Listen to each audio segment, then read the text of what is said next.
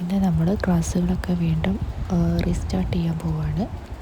അപ്പോൾ ഇന്ന് ജനറൽ സയൻസാണ് എടുക്കുന്നത്. ഊർജ്ജ സ്രോതസ്സുകളാണ്. പ്രവൃത്തി ചെയ്യാനുള്ള കഴിവിനെയാണ് ഊർജ്ജം എന്നുകൊണ്ട് അർത്ഥമാക്കുന്നത്. ഊർജ്ജത്തെ നമുക്ക് കാണാൻ കഴിയില്ല, പക്ഷെ വിവിധ പ്രവർത്തനങ്ങളിലൂടെയാണ് ഇത് പ്രകടമാകുന്നത്. ചൂട്, പ്രകാശം തുടങ്ങിയവ നമുക്ക് അനുഭവിക്കാൻ കഴിയുന്ന ഊർജ്ജ രൂപങ്ങളാണ്. അപ്പോൾ എന്താണ് ഊർജ്ജം നമ്മൾ മനസ്സിലായിട്ടുണ്ടെന്ന് വിചാരിക്കുന്നു. പ്രവൃത്തി ചെയ്യാനുള്ള കഴിവിനെയാണ് ഊർജ്ജം എന്നതുകൊണ്ട് ഉദ്ദേശിക്കുന്നത്. ഊർജ്ജത്തെ നമുക്ക് കാണാൻ സാധിക്കുകയില്ല. വിവിധ തരം പ്രവർത്തനങ്ങളിലൂടെ മാത്രമാണ് ഈ ഊർജ്ജം പ്രകടമാകുന്നത്. പിന്നെ ഇന്ധനങ്ങളെ പറ്റിയിട്ടാണ്. ആഹാരം പാകം ചെയ്യുന്നതിനാണ് അടുപ്പ് ഉപയോഗിക്കുന്നത്. ചൂടിൽ നിന്നും ഊർജ്ജം ലഭിക്കുമ്പോഴാണ് ആഹാര പദാർത്ഥങ്ങൾ വേവുന്നത്. പിന്നെ കത്തുമ്പോൾ താപം പുറത്തുവിടുന്ന വസ്തുക്കളാണ് ഇന്ധനങ്ങൾ എന്ന് പറയുന്നത്. പിന്നെ ഇതിനാവശ്യമായതാണ് മണ്ണെണ്ണ, വിറക്, LPG, പെട്രോൾ, ഡീസൽ, കൽക്കരി തുടങ്ങിയ വസ്തുക്കളാണ് ഇന്ധനങ്ങളായി ഉപയോഗിക്കുന്നത്. പിന്നെ ഇന്ധനങ്ങളുടെ മറ്റു ഉപയോഗങ്ങളെ പറ്റിയിട്ടാണ് അടുത്തായിട്ട് പറയുന്നത്. ബസ്, ലോറി, മണ്ണുമാന്തി യന്ത്രം തുടങ്ങിയവ വലിയ വാഹനങ്ങളിൽ പൊതുവെ ഇന്ധനമായി ഉപയോഗിക്കുന്നുണ്ട്. പിന്നെ എന്നാൽ കാർ, ഓട്ടോറിക്ഷ തുടങ്ങിയ ചെറിയ വാഹനങ്ങൾ പെട്രോളും ഡീസലും ഗ്യാസും ഉപയോഗിക്കാറുണ്ട്. ഫാക്ടറികൾ കൽക്കരി, ഗ്യാസ്, നാഫ്ത തുടങ്ങിയവ ഉപയോഗിക്കുന്നു. പിന്നെ വിമാനങ്ങളിലും ഈ ഒരു ഇന്ധനം ഉപയോഗിക്കുന്നുണ്ട്. ഇൻഫ്യൂറേറ്ററി ഇന്ധനം ഉപയോഗിക്കുന്നുണ്ട്. അടുത്തത് പെട്രോളും ഡീസലും എങ്ങനെയാണ് ഉണ്ടാകുന്നതാണ് പറയുന്നത്. ഭൂമിക്കടിയിൽ നിന്ന് ലഭിക്കുന്ന ക്രൂഡ് ഓയിൽ സംസ്കരിച്ചാണ് പെട്രോളും ഡീസലും ഉണ്ടാകുന്നത്. പിന്നെ ലക്ഷക്കണക്കിന് വർഷങ്ങൾക്ക് മുമ്പ് മണ്ണിനടിയിൽ അകപ്പെട്ടുപോയ ജൈവ വസ്തുക്കളിൽ നിന്നാണ് കൽക്കരി, ക്രൂഡ് ഓയിൽ, പ്രകൃതിവാതകം എന്നിവയുണ്ടാകുന്നത്. നിത്യജീവിതത്തിൽ ഉപയോഗിക്കുന്ന ഇന്ധനങ്ങളായ പെട്രോൾ, ഡീസൽ, മണ്ണെണ്ണ എന്നിവയും പാചകത്തിന് ഉപയോഗിക്കുന്ന LPGയും ക്രൂഡ് ഓയിൽ ശുദ്ധീകരിക്കുമ്പോൾ ലഭിക്കുന്ന ചില ഉൽപ്പന്നങ്ങളാണ്. പിന്നെ ഡീസൽ, വൈദ്യുതി എന്നിവ പ്രചാരത്തിലാകുന്നതിന് മുമ്പ് തീവണ്ടി, കപ്പൽ തുടങ്ങിയവ ഓടിക്കാനും വ്യവസായശാലകൾ പ്രവർത്തിപ്പിക്കാനും കൽക്കരിയാണ് ഇന്ധനമായി ഉപയോഗിച്ചിരുന്നത്. അപ്പോൾ ഡീസൽ, വൈദ്യുതി എന്നിവ പ്രചാരത്തിലുണ്ടാകുന്നതിന് മുമ്പ് തീവണ്ടി, കപ്പൽ തുടങ്ങിയവ ഓടിക്കാനും വ്യവസായശാലകൾ പ്രവർത്തിപ്പിക്കാനും ഏതാണ് ഇന്ധനമായി ഉപയോഗിച്ചിരുന്നത് വെച്ച് കഴിഞ്ഞാൽ അത് കൽക്കരിയാണ്. അത് ഇമ്പോർട്ടൻ്റ് ആണ്. ഇപ്പോൾ താപവൈദ്യുത നിലയങ്ങളിലാണ് കൽക്കരി പ്രധാനമായും ഉപയോഗിക്കുന്നത്. അപ്പോൾ പണ്ട് കാലങ്ങളിൽ തീവണ്ടി, കപ്പൽ തുടങ്ങിയവ പ്രവർത്തിപ്പിക്കാൻ ഉപയോഗിച്ചിരുന്നത് കൽക്കരിയാണ്. ഇപ്പോൾ താപവൈദ്യുത നിലയങ്ങളിൽ മാത്രമാണ് കൽക്കരി പ്രധാനമായിട്ടും ഉപയോഗിക്കുന്നത്. പിന്നെ ലക്ഷക്കണക്കിന് വർഷങ്ങൾക്ക് മുമ്പ് ഭൂമിയിൽ ജീവിച്ചിരുന്ന ജീവികളുടെ അവശിഷ്ടങ്ങളിൽ നിന്നാണ് ഫോസിൽ ഇന്ധനങ്ങൾ രൂപപ്പെടുത്തപ്പെട്ടത്. ഇവ ഉപയോഗിക്കുന്നതിനനുസരിച്ച് തീർന്നുകൊണ്ടിരിക്കും. ഫോസിൽ ഇന്ധനങ്ങളാണ് തീർന്നുകൊണ്ടിരിക്കുന്നത്. ഇവയെ പുതുക്കാൻ കഴിയാത്ത ഊർജ്ജ സ്രോതസ്സുകൾ എന്നാണ് അറിയപ്പെടുന്നത്. അപ്പോൾ ഇവയാണ് പുതുക്കാൻ കഴിയാത്ത ഊർജ്ജ സ്രോതസ്സുകൾ എന്ന് പറയുന്നത് നോൺ റിന്യൂവബിൾ എനർജി സോഴ്സസ്.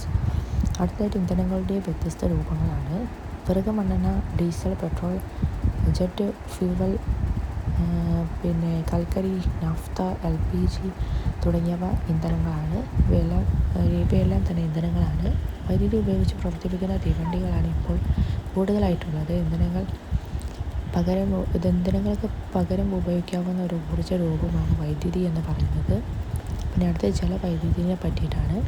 കെട്ടിനിർത്തിയ ജലത്തിൻ്റെ ഊർജ്ജം ഉപയോഗപ്പെടുത്തിയാണ് ജലവൈദ്യുതി ഉൽപ്പാദിപ്പിക്കുന്നതിന് വേണ്ടി വെള്ളത്തെ അണക്കെട്ടുകളിൽ തടഞ്ഞു നിർത്തുന്നു. ഇത് ആവശ്യാനുസരണം താഴേക്ക് പതിപ്പിച്ചു വലിയ ടർബൈനുകൾ കറക്കി ജനറേറ്റർ പ്രവർത്തിപ്പിച്ചാണ് വൈദ്യുതി ഉൽപ്പാദിപ്പിക്കുന്നത്. അത് നമുക്ക് നോട്ട് ചെയ്ത് വെക്കാവുന്നതാണ്. പിന്നെ വൈദ്യുതി എങ്ങനെയാണ് ഇന്ധനങ്ങൾക്ക് പകരമായിട്ട് ഉപയോഗിക്കുന്ന ഒരു ഊർജ്ജ രൂപമാണ് വൈദ്യുതി എന്ന് പറയുന്നത്. ഇമ്പോർട്ടൻ്റ് ആണ്. പിന്നെ അടുത്തത് കാറ്റിൽ നിന്നും വൈദ്യുതി ഉൽപ്പാദിപ്പിക്കുക എങ്ങനെയാണ് പറയുന്നത്.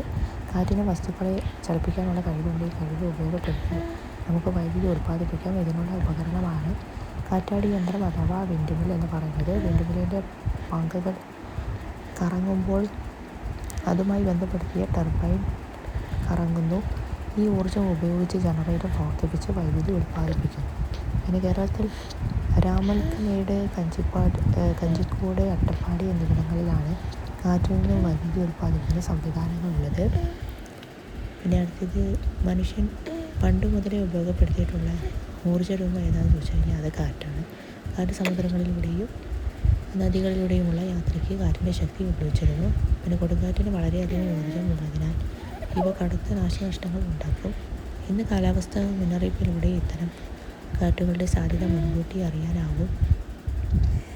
മുന്നറിയിപ്പുകൾക്കനുസരിച്ച് മുൻകരുതലുകൾ എടുത്താൽ അപകടങ്ങളും നാശനഷ്ടങ്ങളും കുറയ്ക്കാനാകുമെന്ന് ഇതിൽ പറയുന്നുണ്ട്. അതത്ര ഇമ്പോർട്ടൻ്റ് അല്ല. കാറ്റിനെ പറ്റി പറഞ്ഞതാണ് ഇമ്പോർട്ടൻ്റ്. കാറ്റാടി യന്ത്രം ഉപയോഗിക്കുന്നു. വിൻഡ് മില്ലാണ് അതിന് ഉപയോഗിക്കുന്ന യന്ത്രം. പിന്നെ അടുത്ത സൂര്യപ്രകാശത്തിൽ നിന്ന് ഊർജ്ജം.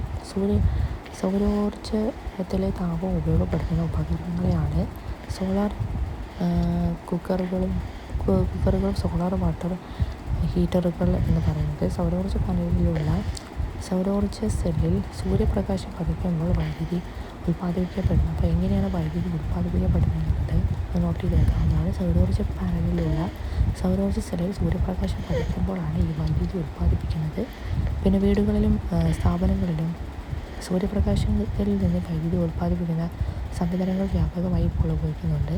പിന്നെ വൈദ്യുത വാഹനങ്ങളാണ് അടുത്തതായിട്ട്. പച്ച നിറത്തിലുള്ള നമ്പർ പ്ലേറ്റോട് കൂടിയ വാഹനങ്ങളാണിവ. പിന്നെ പുതുക്കാൻ കഴിയുന്ന ഊർജ്ജ സ്രോതസ്സുകളാണ് അടുത്തായിട്ട് പറയുന്നത്. സൂര്യപ്രകാശം, കാറ്റ്, തിരമാല തുടങ്ങിയവ ഉപയോഗിക്കുന്നതിനനുസരിച്ച് തീർന്നു പോകുന്നവയല്ല.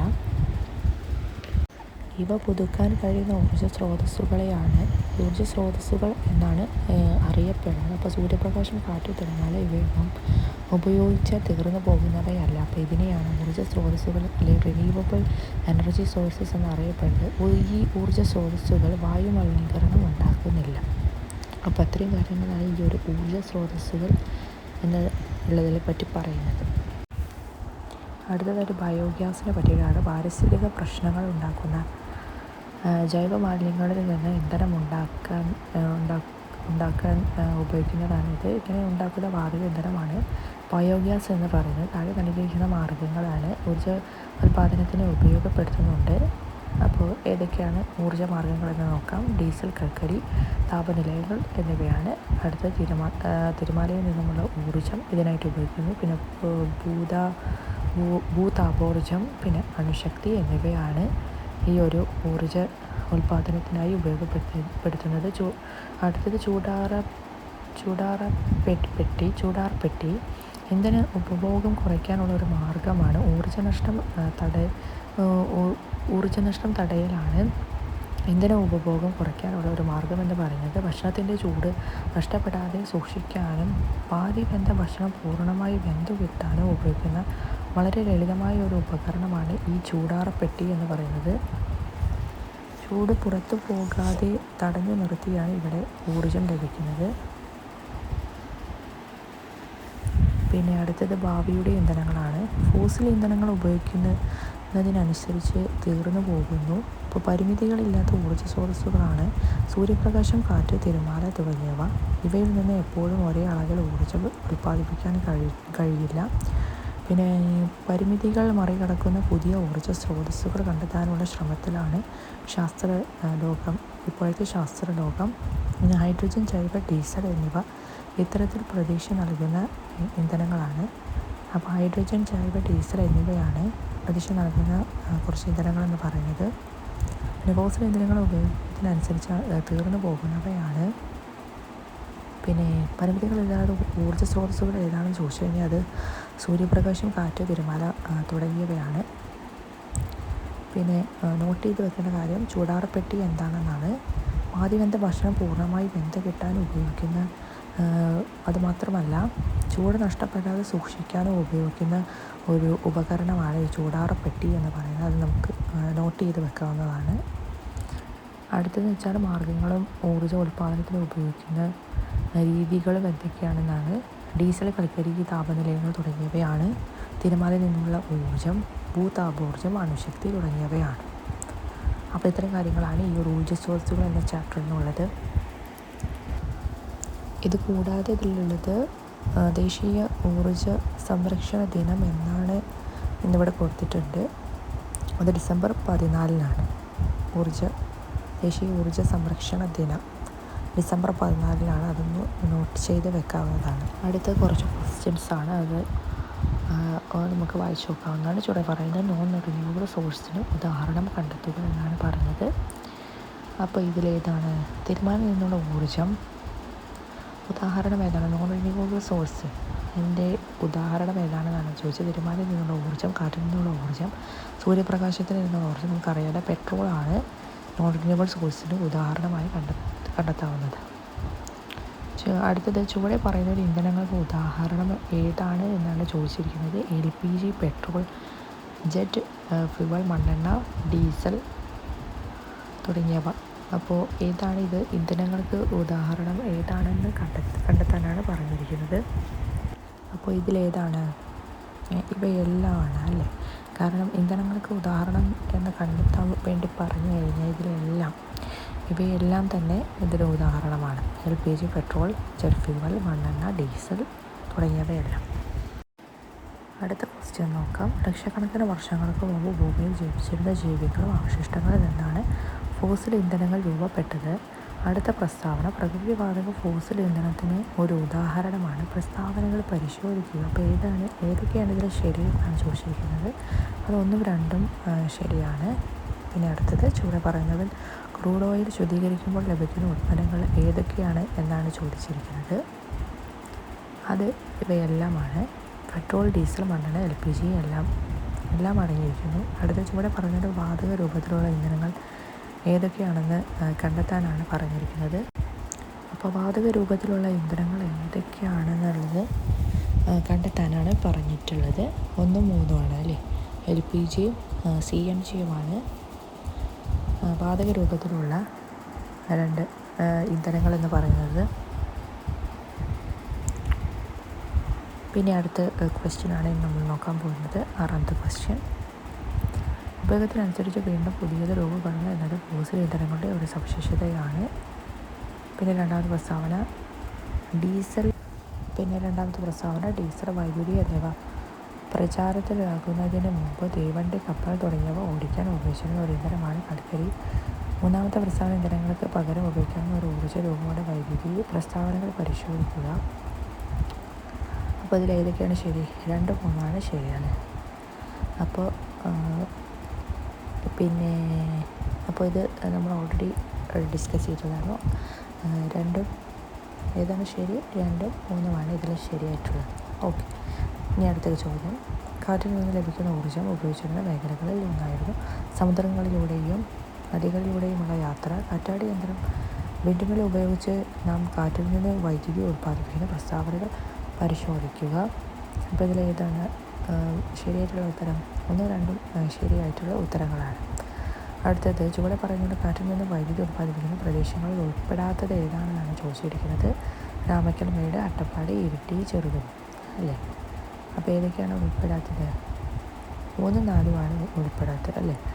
ഇരിട്ടിയും ചെറുകുന്നുമാണ് ഉൾപ്പെടാത്തത്. ബാക്കിയെല്ലാം ഉൾപ്പെടുന്നതാണ്. അടുത്തതായിട്ട് ചുവടെ പറയുന്നത് ഊർജ്ജോൽപാദനത്തിന് ഉപയോഗിക്കുന്ന മാർഗ്ഗങ്ങൾക്ക് ഉദാഹരണം തിരഞ്ഞെടുക്കാനാണ് പറഞ്ഞിട്ടുള്ളത്. അപ്പോൾ ഭൂതാപോർജ്ജം, അണുശക്തി, തിരുമാലിൽ നിന്നുള്ള ഊർജ്ജം നമ്മൾ ഓൾറെഡി പറഞ്ഞിട്ടുള്ളതാണ് ഇവയെല്ലാം. ഓക്കെ.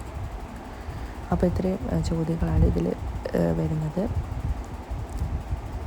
അപ്പോൾ ഇത്രയാണ് ഇന്നത്തെ ക്ലാസ്സിൽ എടുക്കാനുള്ളത്. പിന്നെ ഞാൻ പുതുതായിട്ട് ഒരു ട്യൂഷൻ ക്ലാസ് തുടങ്ങിയിട്ടുണ്ട്. അപ്പോൾ അതിലേക്ക് ജോയിൻ ആവാൻ വേണ്ടിയിട്ട് എന്നെ കോൺടാക്റ്റ് ചെയ്യാവുന്നതാണ്. ആർക്ക് വേണമെങ്കിൽ കോൺടാക്റ്റ് ചെയ്യാം. കേട്ടിട്ട് NPP എല്ലാം ഇങ്ങനെ കോമ്പറ്റേറ്റീവ് എക്സാംസിന് എല്ലാം തന്നെ ഞാൻ കോച്ചിങ് കൊടുക്കുന്നുണ്ട്. അപ്പോൾ വേണ്ടവരെന്നെ കോൺടാക്റ്റ് ചെയ്യണം. പിന്നെ കേട്ടിട്ടുമായിട്ട് ബന്ധപ്പെട്ട് സിംപ്ലിഫൈഡ് നോട്ട്സ് ഞാൻ ഉണ്ടാക്കിയിട്ടുണ്ട്. അപ്പോൾ അത് വേണമെന്നുള്ളവർ എനിക്ക് മെസ്സേജ് ചെയ്താൽ മതി. എനിക്ക് പേഴ്സണലായി വാട്സപ്പിൽ മെസ്സേജ് ചെയ്താൽ മതി. ഞാൻ അത് കണ്ട് നോട്ട് അയച്ചു തരുന്നുണ്ട്. ഇതിന് ഞാൻ കൂടുതൽ ഫീസൊന്നും മേടിക്കുന്നില്ല. വളരെ കുറച്ച് ഫീസ് വാങ്ങുന്നുള്ളൂ. ഓക്കെ. ഇനി ഇനി ഉള്ള എല്ലാ ദിവസങ്ങളിലും ഇങ്ങനെ ക്ലാസ്സുകൾ ഉണ്ടായിരിക്കുന്നതാണ്.